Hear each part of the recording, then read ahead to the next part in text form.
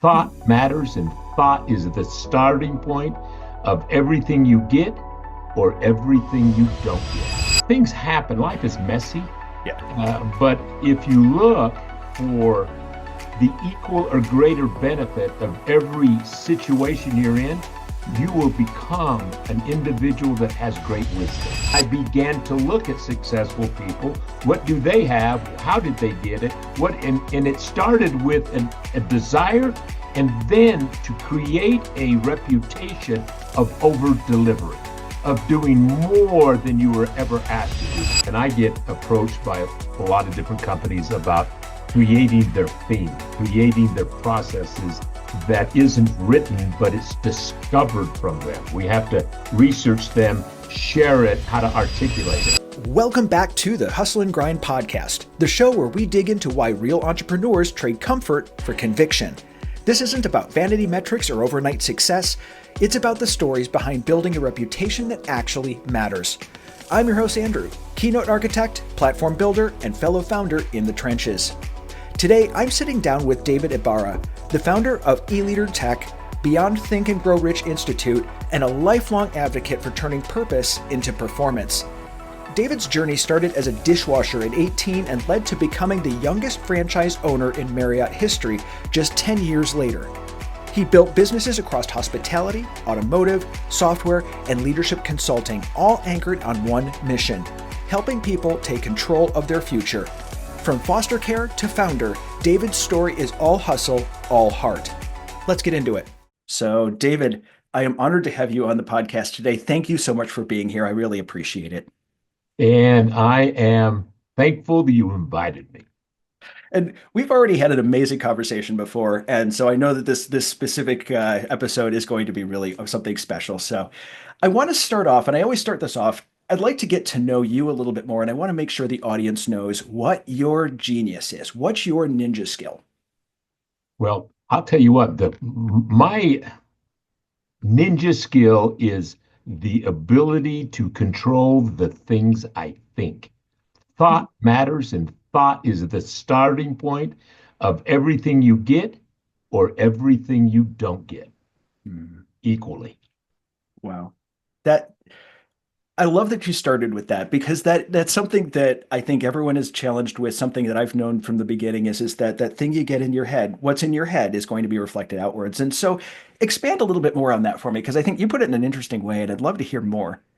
Well, one of the things that I do is I'm a disciple of Dr. Napoleon Hill's work, not of Dr. Napoleon Hill. He was a researcher Yeah. of his work, the 17 principles of the science of success, released in Keys to Success, Think and Grow Rich, and others. But as a disciple, I had a right to rewrite it, reorder them in modern utilization. And the positive mental attitude Dr. Hill had as number 9, and that was absolutely wrong. It's 1. Nothing happens until you have a thought that you can do something else different than what you're doing now, and it connects to desire to answer the second question, what do I want? But it starts with thought. If you're in a negative state of mind, your subconscious job is to validate it, to give you what you asked. If you're in a positive state of mind, your subconscious will find ways for you to get what you want. So it becomes the starting point, the number 1 step to achieving success. I think that's why he named his book Think and Grow Right. Rich. Makes a lot of sense. And interesting, in Think and Grow Rich, you had purpose was not even in a principle in this book. Desire was principle 1, which came from thought. And oftentimes people say, you dare alter Dr. Hill's work? As a disciple, you bet I do. I've been practicing it in running my own companies for 45 years.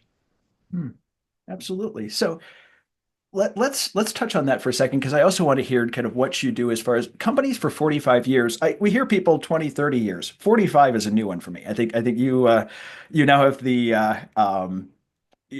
the record for the most number of years in Boy, business. you're just saying is I'm the oldest participant in your program. Trying to dance around that a little bit. But we don't often hear people who have done 40 years. That's a massive investment. That is a massive amount of knowledge. And so what are a little bit about your businesses? Let's start with what kind of businesses are you? Or is it sort of a serial entrepreneur where it's, I started all Well, these different types. I'm in the software development business. I own a software company in Costa Rica. I have a performance management talent development company in Salt Lake City, eLeader Tech. I have an insurance company, the Ibarra Business Group. I also have a properties company where we're developing an auto mall in St. George, Utah, and other things. But I started in the restaurant business. Hmm. In Salt Lake City or elsewhere? No, I started as an 18-year-old kid headed nowhere, in trouble, underskilled, deciding I needed to go to college, a community college in Sacramento, California, a dishwasher, the most insignificant job I thought I'd ever have. And I met a man who would change my life, Robert E. Farrell, the owner of Farrell's Ice Cream, part of the restaurants, that told me he was going to introduce me to the other self. I said, "What?" And he handed me a book, Think and Grow Rich. I was 18 years old, told me if I would read it 3 times, he would become my mentor. And from a kid raised in foster care to go off on my own, I was on my own by the time I'm 17, having nothing. I bought my first business from Mr. Farrell, became the youngest franchise owner of a Farrell's Ice Cream Parlor restaurant at the age of 26. That's amazing. And is this something you always, I mean, saying you grew up in foster, did you always know that you were going to be an entrepreneur? Was this that was a standard But, traditional job not an option? It was like you knew you were thinking differently? well, things happen. Life is messy. Yeah. But if you look for the equal or greater benefit of every situation you're in, you will become an individual that has great wisdom. And at 1 year old, my mother dropped my brother and I off at the Utah foster care system in Salt Lake City and never came back. And some could look and say, well, wow, what a horrible woman. But nobody knows her, what she was going through. And in fact, it could have been, I don't know, but it could have been the greatest sacrifice that she had ever made. But from the very earliest thought, I was blessed with the thought of how can I get through this? How can I get through this? What is there for me? There's got to be some meaning of life. There's got to be something for me. Why do others have and I don't? And I think that was the very first question that became just changing. Why do others have and I don't? So immediately continuing to ask that, I didn't know back then, but I was giving the direction to my subconscious mind to answer it. And then I began to look at successful people. What do they have? How did they get it? And it started with a desire and then to create a reputation of over delivering, of doing more than you were ever asked to do. I had no money, so I could not be the capital partner, but I had me and I had talent and I could be the capital partner or the talent partner. And every capital partner is looking for a talent partner because success requires talent plus capital equals success. And I decided I would be known for how I worked, what I did, the commitment I gave, and it worked great for me. Now, I don't know if you found this as well, but what I found with people is once you've gotten to the point where you can be the capital partner, you've done it already. You've gotten to that point where unless you were raised in money, Yeah. you've built it, you have the cash, you've already been through it. And oftentimes these folks don't want to be, like you said, they don't want to be that person that does the sweat equity thing. They have the money, they're going to go outsource it. But also, a lot of these folks, I've had some amazing people in my life who have been the capital person who have said, I want to mentor somebody and show you what I've done and show you all the ways that I've screwed up. I think that's another part too. I'd rather have somebody with 1,000 failures than one major win. I want to see somebody that's done it the wrong way and said, I'm going to show you how not to do this again, right? So is that something you found as well? Is that what you found in that situation? Well, I will tell you this is that first, in the first part of your question, yes, I am the capital partner. Yeah. I own my companies, and I tell you what, I still have one fear from my youth, and that is the fear of not having enough money. That's why everything I have, I own. Everything I do on my own money. The only relationship I have with my bank is the deposits. And I don't say that to brag. I say that it can be done. For me, a kid growing up in different circumstances, it can happen for anyone. But I have that because I can't get rid of the fear of not having enough. So I early on said, okay, it's going to be there.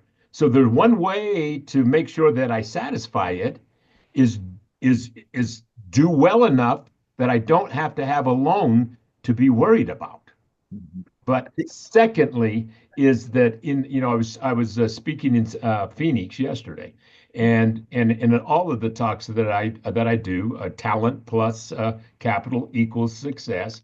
You have to talk about your failures.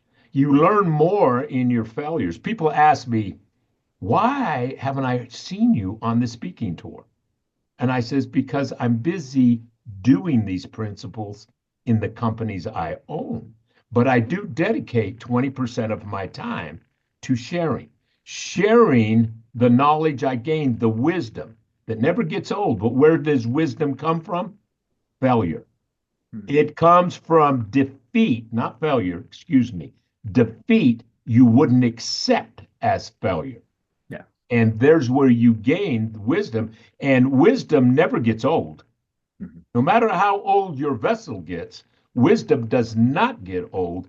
And the wisdom you take with you from where you go and the capital things, the watch you wear, the house you have, the money you have in the bank, it's not going with you. So make sure you have the things that's the second compensation that has the most value is your experiences and your relationship, not the compensation earned. Yeah. And after almost 20 years in the learning industry, I've learned one thing, a lot of things from it. But one of the key things is I can teach you everything. You can go and read as many books as you want. I can give you all of this theory in the background, but without that experience and without that application, it's not useful. I want to go see how things go wrong. Well, I have a saying I use. It's like, there's some people that are an example of what to do. There's some people that are an example of what not to do, but they're still both good examples, right? well, in my view, the fifth or rather the seventh principle of success is adversity adjustment. Mm-hmm. And notice it's adversity adjustment. Successful people expect it. And they know it's a milestone to get to the destination they chose. It wasn't going to be easy to get to that destination. There would be adversity along the way, but it's simply a sit down, view, analyze, adjust, and then execute, execute, execute. And then you learn and you go on to the next one. But around the corner, don't worry, there'll be another one. Once somebody told me, do you ever, I asked, well, I asked a group, who in this group has no problems? And a couple of people raised their hand. I said, when you go home tonight and before you go to bed, kneel and pray and ask God why he don't trust you no more. Because we have problems to learn. Exactly. I was joking with a friend of mine the other day. I made a misstep on something or another. It didn't go the way I thought it was, and I'm like, I'm messing this up. I must be doing it right. Because again, it's the execution where there's so many people that are so scared, and I've seen this with a lot where they get into analysis paralysis and they just don't do anything. Sometimes push the button and see what happens. I just don't think. Number one reason that people do not achieve, it's not the thought, it's not the plan, it's not the organ, it's that they never start. Yep. Nothing happens until an action is put into motion. And you can't predict every obstacle you can't predict. So just get started and then adjust. And realize you are going to screw up. This is a Yeah. guaranteed, 100% guaranteed in business. If you aren't screwing up, you aren't doing it right. You know, and I think Well, understanding the second part, and this is something that being an entrepreneur, I've been one for about 8 years now, and has given me a lot of peace, is I will figure out how to make it work. You know, if something goes wrong, I'm going to figure it out. I have a lot of flexibility, a huge amount of freedom. and there's two other evaluations in my view. For Yeah. instance, our clients are surveyed, and I want to know the voice of them. Hmm. Is there, and secondly, I also will not, and profit is not a dirty word. We're going to look at our P&Ls and we're going to review them. Did we get a return? And we're going to review our talent P&Ls within our organization because we have to. And we got to be willing to hold ourselves accountable and adjust and to do it without it being an authoritative discussion. It's just a discussion. We're a team. And when you work together in a specialized talent team in harmony, you will enter the genius zone as a group. No one can enter the genius zone as an individual. Nobody has all the skills and talent to achieve greatness alone. It takes that special team that and that word and feeling of harmony. And that means there's no jealousy, there's no ego. There is the project, there is the service, there is the delivering what we dreamed we could do. Working towards a common purpose. And I think that's something that some companies do very well, others do not do very well at all. And I want to touch on that a little bit because I think there's some question around how this works. Like I've been part of teams where they were all just punching clocks and no one was really engaged in the process. I've also been part of teams where everyone was absolutely totally aligned with the purpose of the company, and big difference between the two. For your companies, when you're talking about your talent P&L and that, how do you select people that are able to really see that vision in your company? Like, what is there a process you use, or is it more just intuition, or specifically, what would you look for? Well, first of all, in the interview, you're looking for two things. There's got to be some qualifications in the skill in which you represent. Mhm. Some qualifications, and most people hire based on the qualifications. The second part is measuring the desire of the individual, desire and qualifications. Now, I'm also in my interviews, which we call 15 3 plus 5. I want 15 minutes that I'm going to sell the vision of who we are. What is our purpose? And if that person is not interested in who we are and only is who they are, they're probably not a good match. Next 15, I want them to share with me their theme of who they are. I want their info commercial. And then the next 15 is standard industry questions that we're going to ask everyone. But in it, there's one segment that I'm going to ask you, what are you most passionate about? Okay, Right. great. Stand up and sell me on it. You got to be able to articulate yourself in a way that you can take an idea and get an individual to fill it, or you can't be in the performance talent development business. And then last, let's just talk 5 minutes. Is there anything we left out we wish we would have asked each other? But it's but the most thing is desire and ability to communicate in that 5 minute of selling me something. Can you say it with passion? And that I believe is very difficult to learn. Yes. Yeah, that communication and being able to take what is in your brain and put it out. And I think in the tech industry, we see that a lot because a lot of the people in this industry are neurodivergent. They're brilliant. I mean, they really know what they're doing. They're very good at it, but being able to sometimes say that or communicate it in a way that's effective can be difficult. And so I think But they still have a very important role. For instance, I have a vice president Mhm. of an analyst, if you Yeah. will. And I learned this about 15 years ago, 20 years ago. I certainly wish I would have learned it earlier.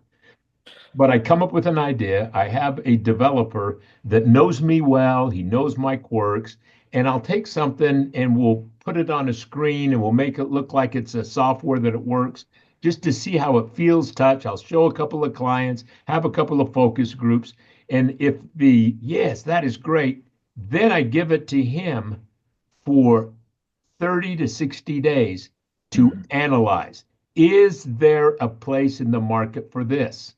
Mhm. And he will bring me data like you cannot believe. And Yep. if it's not in one Excel spreadsheet, don't worry, I got a couple of more. But he will analyze it, and then I learned to aim before we shoot because we've wasted resources just because I had an idea. I thought it was brilliant. Well, guess what? Not all my ideas are brilliant. A matter of fact, most of them aren't. Uh-huh. Yep. It sounds like a perfect visionary implementer match, where you have a visionary and implementer who are in such good sync that they generally know where their lane is, what they're doing properly, where their expertise is. Like he is probably not a visionary, but you give him the vision, he'll figure out how to make it work. So it's something Well, like in the book, you might remind me of a book when you just said that called Rocket Fuel, that. and Yep. it talked about the analyzing of companies, and there was always two: the visionary and the integrator. The Hmm. integrator did not like the light; he did not want to be in front of the crowd. But if Hmm. you look at Steve Wozniak, he made Steve Jobs look Yeah. very bright, but Hmm. Wozniak made it real and Yes. Jobs made it excitable.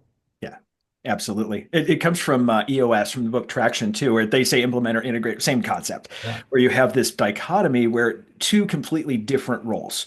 The visionaries out there to just push the button, see what happens, go out there, do their thing, come up with this awesome idea, be the salesperson to do it. That was Steve Jobs. Yes. I have this vision that's going to change the world. And Yes. then you have the integrator implementer behind it kind of saying, okay, let me analyze this and see if it's going to work, poke some holes in it, and they're really good at that side of things. And that's a rare combo to have somebody that's that And in. that can do it with their egos Yeah, healthy yeah, because most can't. Without getting in and talking about some self-destruct because they need the limelight so much that they begin to make unwise decisions or saying outrageous things yeah, for attention. And it takes off. I remind myself that I'm here to serve a client in something, yeah. and it's their issue that must be mine, not mine that must be theirs. Mhm. I heard an interesting quote online. This was right when the Tesla Cybertruck was being released, and Elon Musk was giving this press release, and he said in this press release, and it will be waterproof, and it'll be able to drive underwater. And the comment was, as a former Tesla engineer, I can assure you this is the first time the engineering team is hearing this. And, Well, and I it think showed me many, like perfect, perfect visionary kind of, like you said, kind of going off in another direction. And the implementer's like, let's wait. yeah. And if you're going to say it's bulletproof and you shoot it, you ought to tell the engineers it's supposed to be bulletproof because I Exactly. believe the window shattered. Exactly. And I've seen this, dynamic too between a visionary and implementers as well, where it's the visionary has this thing and they go off in this, so I've seen both sides of it, Yeah. but And just to add is that the visionary can look like a liar. They're mhm, not. no. That's their eclectic thinking. They Mhm, think everything they think and imagine it's real to them. mhm. And it has to be, or they don't go forward. So I remind our team, sometimes I might exaggerate. It don't mean I'm lying. Yep, yep. It is a fun process to watch. It's a fun dynamic to watch. It really is. And like you say with the visionaries and kind of going off and doing their own thing and having this vision in their head. I saw a study a while ago of, I think it was 214 companies who pitched venture capital and angel capital. And now, when they got to this pitch, the VC investors already looked at all of their forecasts and the numbers, so they knew the numbers already. But when they went into that initial pitch, the one common factor amongst every person that got funded, every company, Mhm. was the passion of the CEO and the Yeah. vision. And it made sense to me because they have the passion. Because sometimes you are running exclusively on passion. That is all you have. Everything's going wrong around you. It's a train wreck. It's a train wreck full of dumpster fires, and that's all you got. But I think also that vision really helps to build to give a company You momentum know, behind it. What do you think? as you say that, it's something I'm involved in a new company, Hmm. and I got really excited about it because of the CEO. And I won't get into, but we have basically 11 outlets. And I looked at this, and I get approached by a lot of different companies about creating their theme, creating their processes that isn't written, but it's discovered from them. We have to research them, share it, how to articulate it. And this guy was just so good. It's the one time again I didn't bring my researcher in. Mm. This time I dove in, and I dove in some money too. And I normally don't do that. I was excited. And then to find out, oh my heavens, there is no integrator in this company. Oh, And now we're trying to fix it. yeah. And frankly, we have a new lead. That person is no longer with us. So we're going to try to fix it. But you got to keep true to your own steps that you know. It's all parts. When you eliminate one of your specialized talent team members from having the chance to analyze, he would have discovered that. Yeah. He would have discovered that, and he would have saved me millions. He would have discovered that. Yes. Yep. My fault. And you know what? Hmm. I absolutely feel zero anxiety. Hmm. I smiled to myself and said, ouch, that hurt. That's going to bruise. But boy, did I learn something Uh-huh. again. And you cannot short when somebody sells you some, and it's got to be now, and it's got beware. Yeah. I appreciate you bringing up that story too, because as somebody with 45 years of business experience and you're still making mistakes, I think it's nice for people to hear that this is a normal part of the process. Sometimes you just make a mistake. It's gonna, this is you're doing it right. We'll put it that way. You're doing it right because you're still Well, making mistakes. I'm just launching my talent development company. Yeah. This is my next stage for the next 10 years is talent development. I'm going to shed three of the companies have matured and they can do things without me. So I'm going to shed my responsibility from them and concentrate just on this. And it's starting over again, brand new. And the thing that you realize, and I'm sure you have, that your successes from other things don't automatic. This is new, Mhm. and it requires 70 hours a week again. Mhm. And you better love it because it's going to require it, Yeah. and it's fun. It's Yeah. fun for me. Oh, I don't think there would be a day when I'm not building something. That is, I can do it all day long. That Yeah, building it's fun. process. That's if I'm addicted to anything, it's that. Yeah. So we're getting towards the end of the episode. I do want to have one question. I'll just ask this one question. What is one book or podcast that you can give back to the audience that has had a significant impact on your life? Well, the book that changed my life is Think and Grow Rich by Dr. Napoleon Hill. I Absolutely. will not read any book outside of Napoleon Hill. I'm Mm. not a person in search of changing my course, doing adjustments, but what I will do is read books that have to do with one of the principles, like the cosmic habit force of Hill. A good companion is atomic habits.